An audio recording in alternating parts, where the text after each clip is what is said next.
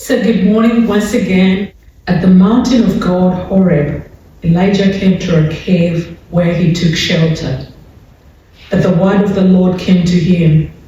Go outside and stand on the mountain before the Lord. The Lord will be passing by. A strong and heavy wind was rending the mountains and crushing rocks before the Lord. But the Lord was not in that wind. After the wind, there was the earthquake. But the Lord was not in the earthquake. After the earthquake, there was fire, but the Lord was not in the fire. After the fire, there was a tiny whispering sound.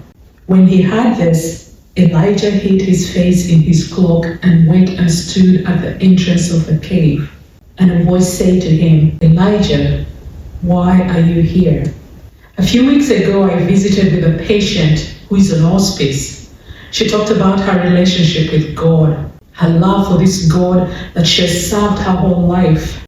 She, like many of my patients at this stage at end of life, was afraid of dying and was angry at not only the cancer that was taking her life, but to the being that has the power of the cancer over death, over life. We talked about what that was like for her. I often try not to put words in my patients' mouths or the people that I support, provide pastoral support, and almost always let them say what they want to say or mean to say. But in my experience, many Christians are afraid of saying out loud that they're angry at God. Many think, oh, my suffering is God's will, so how dare I ask the good Lord why they brought this cross upon me? I asked if she'd asked God why she was going through what she was going through, and reminded her of Jesus' cry at the Garden of Gethsemane, my God, why have you forsaken me? In her cave, her bedroom, she wondered and pondered. Could she trust this God to turn up and heal her, take the cancer away, and give her a couple of more years here? Like Elijah, we wonder why God isn't speaking up when we most need to hear God's voice. We seek confirmation, wisdom, and understanding from outside ourselves, outside the noisy world, because we live in a culture, we live in a world where for something to make sense, it has to be loud. We thrive on the many likes on Facebook that we receive, on our Instagram posts, and gather and wallow in rejection when that does not happen.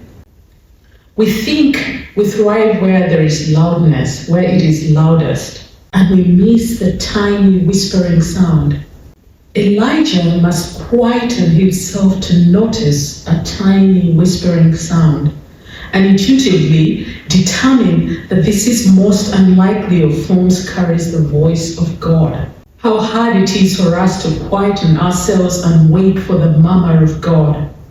When I first started working with nonverbal patients, I wondered how I would support them as their pastor, as their chaplain. There's always the pressure of, they expect me to say something.